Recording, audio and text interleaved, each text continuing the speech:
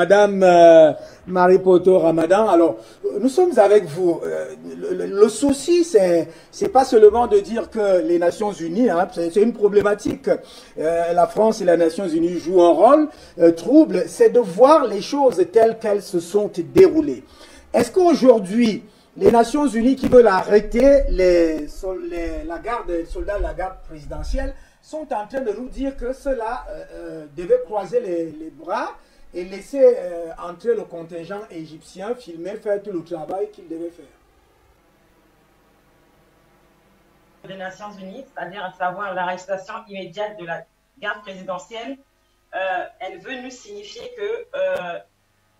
que le contingent égyptien a subi des dommages de la part de personnes, de voyous.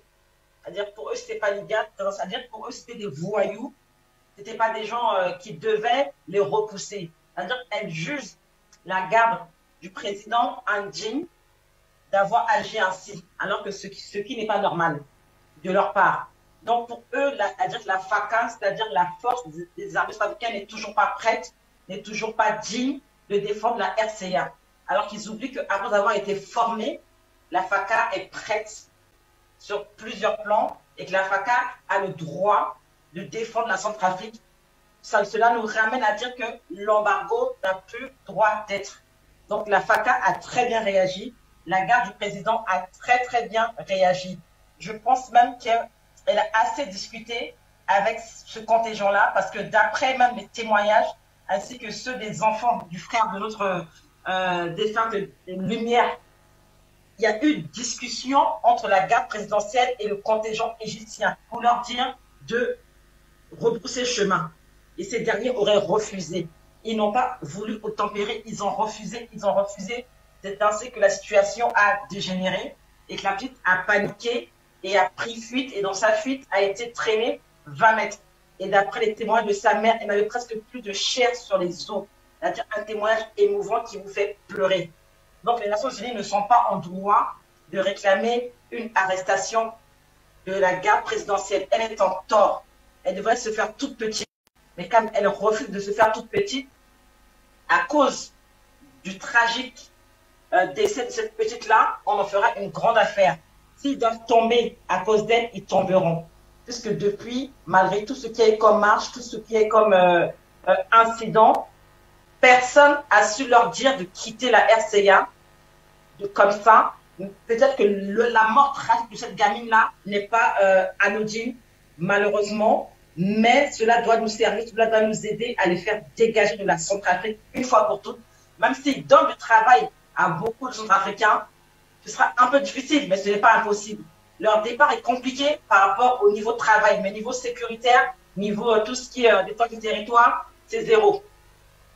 Ils sont complètement nuls sur le territoire centrafricain, tout ce qui est sécurité. Niveau travail, certes, ça dépanne certains compatriotes, mais le travail, on peut en trouver ailleurs avec d'autres partenaires de l'étranger. Merci. Ramadan, alors, Yamtimba, je voudrais quand même qu'on entre encore en profondeur dans cette affaire. Cette affaire arrive après beaucoup de narratifs. Le récent narratif, c'est celui, c'est un chassé-croisé entre la ministre des Affaires étrangères de la République centrafricaine et M. Jean-Yves Le Drian. Cette dernière qui dit à M. Jean-Yves Le Drian, qui taxe les autorités centrafricaines de se faire substituer par la Russie, c'est-à-dire les autorités russes, et qui dit que c'est une diffamation, c'est des propos mensongers et infantilisants. Mais avant ça, on a eu les propos, d'ailleurs qu'elle a rappelé, du président Emmanuel Macron, taxant le président Faustin Archange Touadéra d'otage. Est-ce que ce narratif-là est isolé des actes comme ceci lorsque vous évoquez que c'est un acte pratiquement fabriqué? Lorsque vous dites, non pas vous, monsieur Itundi. Oui, tout à fait. Lorsqu'on dit à un ministre des Affaires étrangères d'un pays autre qu'il est un menteur, en face, en le regardant dans les yeux, on sait de quoi on parle. On n'est quand même pas ministre parce que on a très bien balayé la cuisine de sa mère. quand on est ministre, qu'importe ce que l'on peut penser, un ministre, c'est quelqu'un d'important. Tout à fait. Le poste de ministre, c'est un poste important. Et lorsque vous dites à un ministre qu'il ment, un ministre dit à un autre ministre qu'il ment, il s'agit de personnes qui sont au même niveau et qui se comprennent, qui savent de quoi ils parlent. Vous avez vu la réaction de Drian. J'étais plus ou moins des pleurs après, mais bon, c'est pas bien grave. On peut essuyer ses larmes. Et il est déjà assez vieux. S'il pleure de temps en temps un peu, c'est pas bien grave. Ça lui fait du bien, en fait. Ça nettoie ses yeux. Donc, c'est pas bien grave. Non, il y a ce narratif, mais il y a le fait que la France n'est pas qualifiée ou n'est plus qualifiée pour dire ce qui se fait ou ce qui ne se fait pas. D'abord, ça le concerne en quoi que le président Touadéra et les Centrafricains décident de faire appel à tel ou tel parti. Ça les concerne en quoi? Ils sont Centrafricains. Ça les concerne en quoi? Deuxième chose, la France, je crois qu'elle n'a plus de crédibilité quand elle parle de ce genre de choses. Vous savez, quand vous avez un État qui est habitué à mentir à son propre peuple, vous comprenez fort bien que ce peuple-là, quand cet État se retrouve en face d'autres personnes ayant une certaine culture de l'État, ces gens savent qu'ils sont des menteurs. Je vais vous donner l'un des plus grands mensonges, je parle sous le contrôle de Toussaint Mbellec, parce que lui, il était là, il l'a vécu en France. Le nuage de Tchernobyl. Le gouvernement français a passé son temps à raconter des cornettes au peuple français, et il a fallu que ce soit des journalistes belges qui viennent coincer François Mitterrand lors d'une interview. C'est un État menteur, historiquement établi. Et là, je n'ai pas voulu prendre un exemple sur des choses qui nous concernent. J'ai voulu prendre quelque chose chez eux, entre eux. Parce que si je commence à dire les mensonges sur Oumiobe, sur Modibo Keïta, sur Sylvanus Olympio, sur ce Touadéra-là, je crois qu'on ne s'en sortira pas. Il nous faudrait une semaine ici, au moins. Donc, la France de 2021, aux yeux d'un Africain, c'est un État fondamentalement menteur. Et cet État fondamentalement menteur qui ne peut tenir que des propos mensongers sur l'Afrique, écoutez, la seule réaction que nous avons, c'est que chaque fois que la France va parler, on va dire non, c'est faux. Tant qu'elle n'apporte pas les preuves, c'est faux. Tant qu'elle n'a pas apporté les preuves, c'est faux. Et c'est valable pour tous les Occidentaux. Est-ce que vous supposez donc que des réactions comme celle-là, qui sont des réactions musclées auxquelles on ne s'attendait pas, peuvent entraîner des actions de force? De la part de qui? De la Centrafrique? Comme celle que nous vivons là, parce que c'est quand même un test. Oui, mais c'est ça le harcèlement dont je parlais tout à l'heure. C'est une question de harcèlement. Mais quelle est la situation? Quelle est la situation de l'ONU?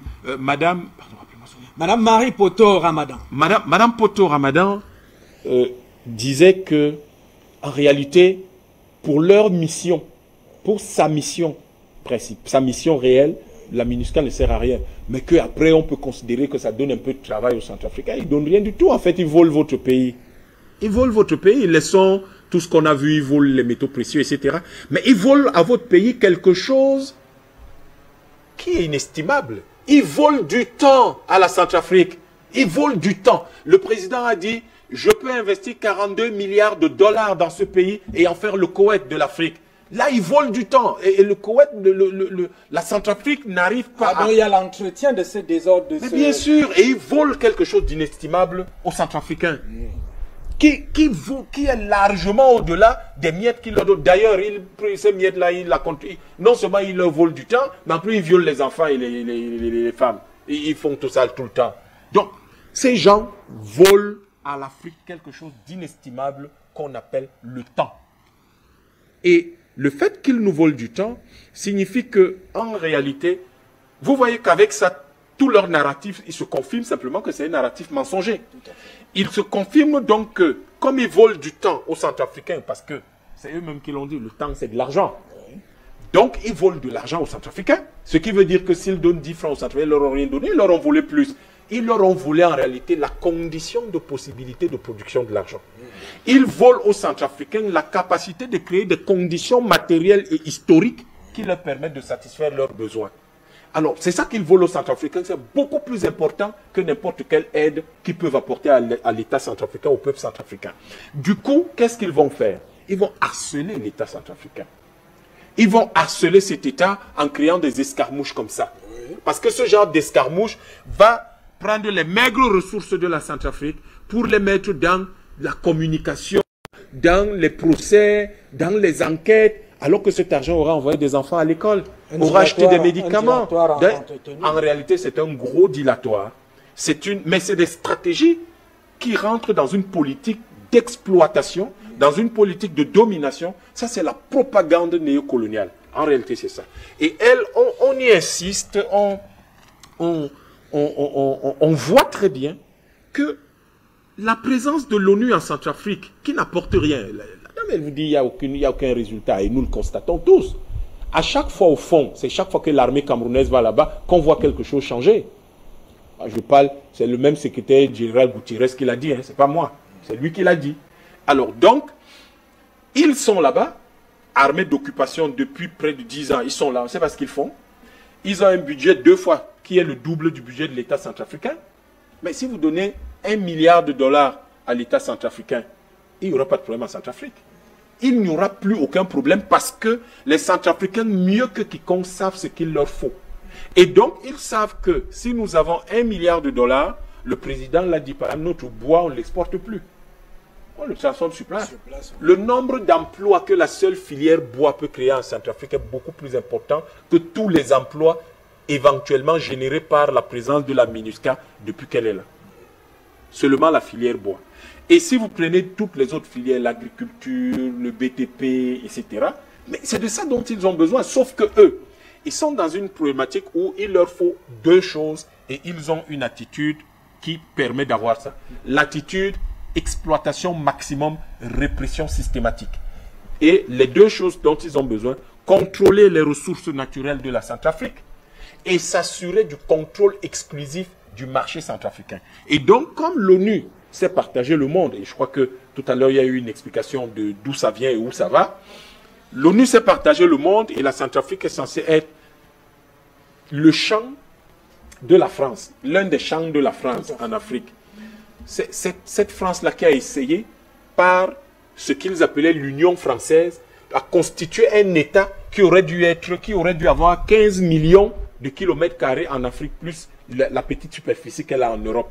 N'oubliez pas que les 15 millions là, c'était le Maghreb, l'Afrique équatoriale française, l'Afrique occidentale française. 15 millions de kilomètres carrés, la moitié de l'Afrique, dans le cadre de l'Union française.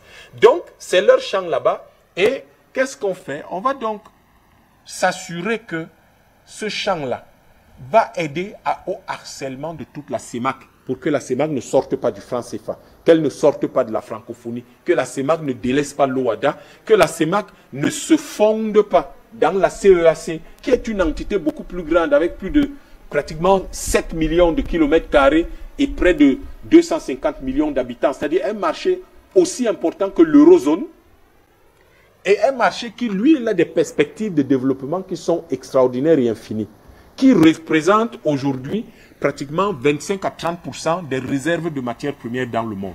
Donc c'est ça en réalité le fond du problème. Ce n'est pas que des casques bleus se perdent. Les casques bleus ne se perdent pas, les casques bleus ont les cartes.